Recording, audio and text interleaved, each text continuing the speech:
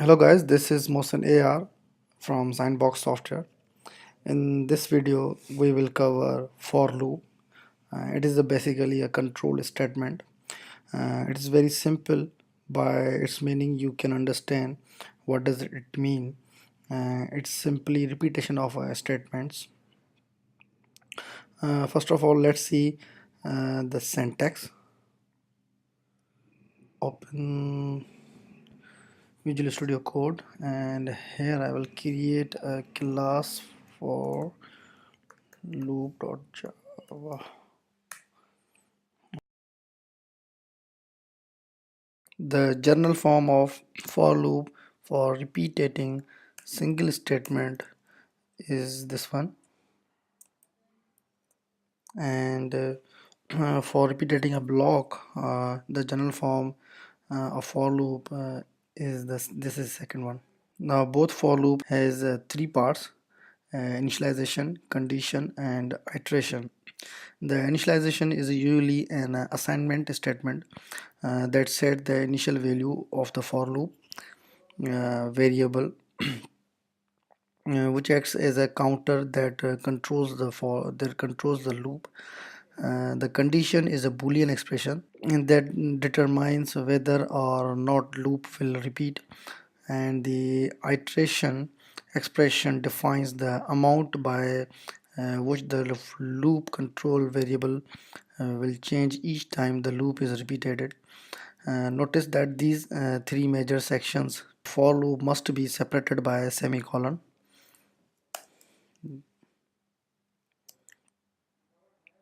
The for loop will continue to executing as long as the condition tests true. Once the condition becomes a false, the loop will exit and the program execution will resume on the statement following the for.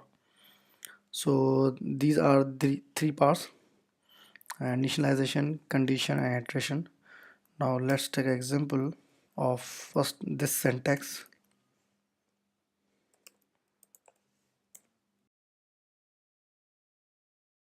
Now this is very simple example of a single statement of a for loop, and in this we have defined three conditions or three parts of the for loop. Number one is an initialization, and number two is condition, and three is iteration. So as we discussed, the initialization part is basically assignment. It assigns the initial value to this variable I, and this is condition. This is a Boolean part, and this is iteration. Now in this for loop, I am telling the Java that it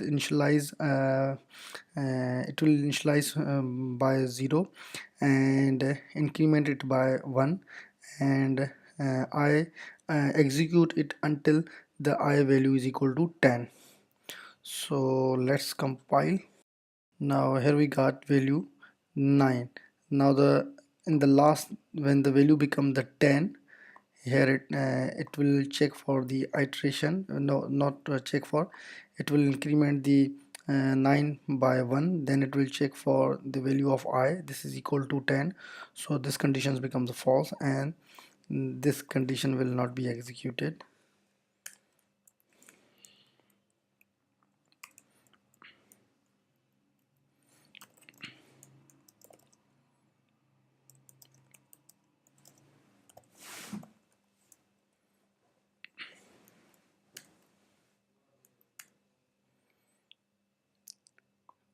Now the value of I is 0 to 9, and the last, when the condition becomes a false, it will execute this is not part of for loop. So this is a basically example of the first single statement for the for loop. Now we will continue this example by creating multiple statements for loop. Now you can see the multiple statements for loop example. When I execute this program, it will start from this line, the above of the for loop.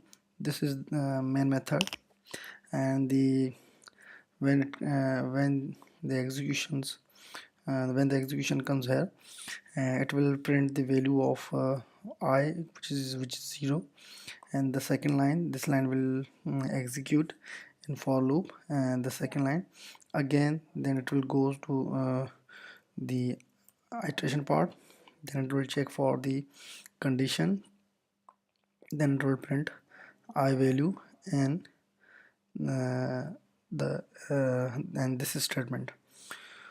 So now we have got this output. Now let's understand the for loop step by step, that how it works in Java.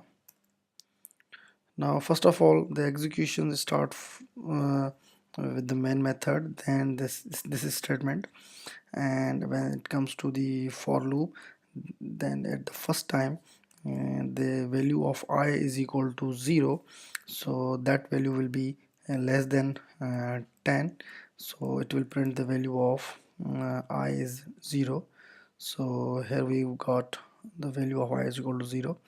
Then again, the second time it will print this statement, so this will execute in for loop. Then the execution will move to the this iteration part, this part, and it will increment 0 by 1, so the I plus plus is equal to uh, I plus 1. So the value of I is equal to 0, 0 plus 1 equal to 1, then I become 1. So here value of I is 1, then it will check that I is less than 10. Yes, condition is true. If the condition is true, then it will print the value of I, which is 1, and then the second statement, this will execute in for loop. Then again, the executions will move to the iteration part, and the iteration part is equal to I plus 1.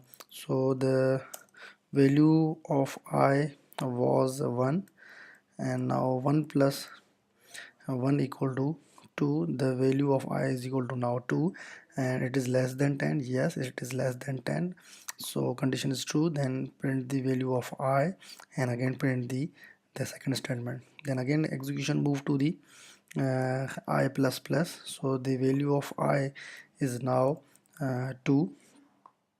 Now 2 plus 3, 2 plus 1 equal to 3, then it is less than 10. Yes, the print the value of 3, and the same is for 4, 5, 6, 7, 8. So now when the value becomes 8, so value of I is equal to 8, 8 plus 1 equal to 9, so the value of I equal to 9, and 9 less than 10. Yes, condition is true.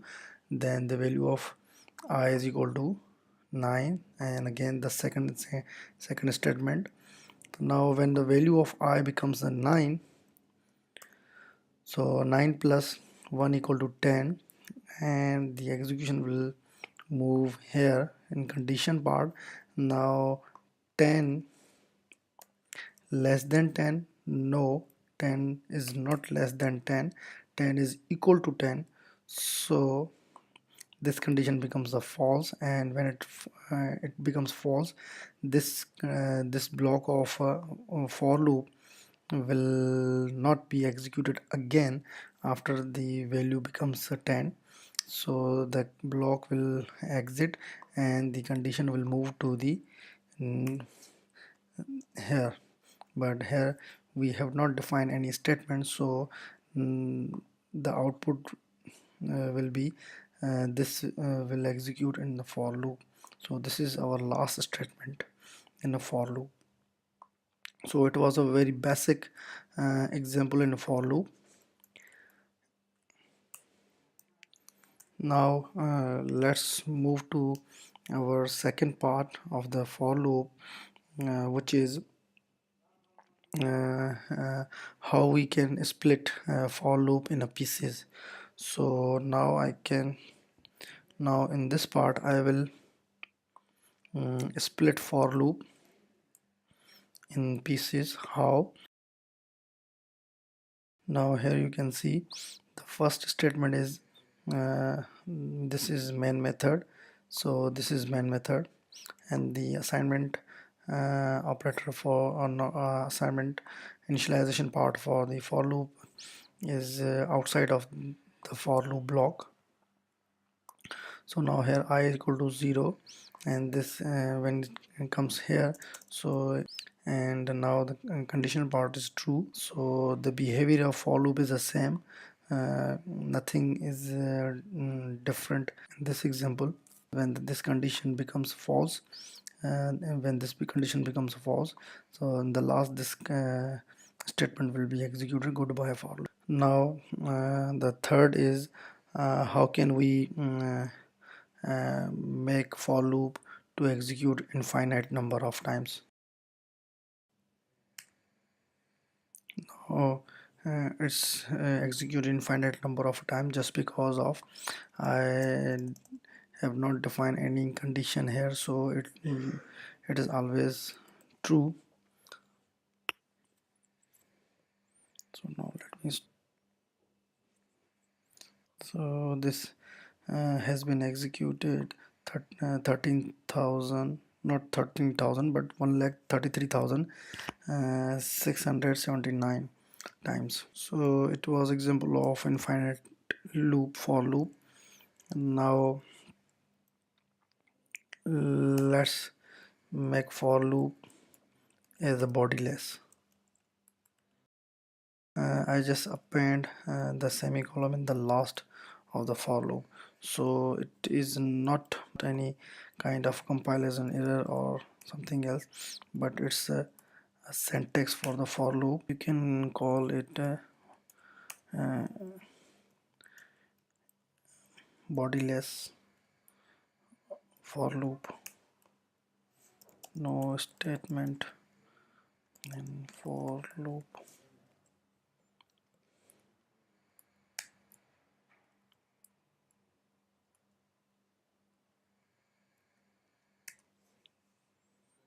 So this is a main method, and this is no statement in the for loop. For this, let me this one.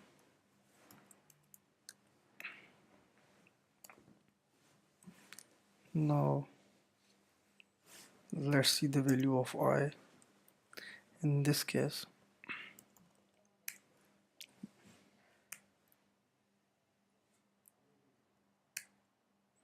Now you can see the value of I is 10. So the value of I is a 10 but not 9, just because of the value of I equal to 10.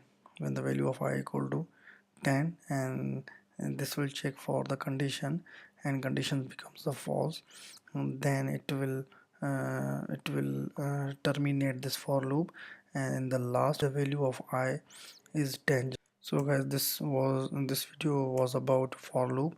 Hope you people understand each and everything about a for loop. It's a very simple loop in Java. Thank you guys. If you like my video, press on like button, and if you have not subscribed to my channel, subscribe to my channel and press on a bell icon so that you can get notification about my further videos.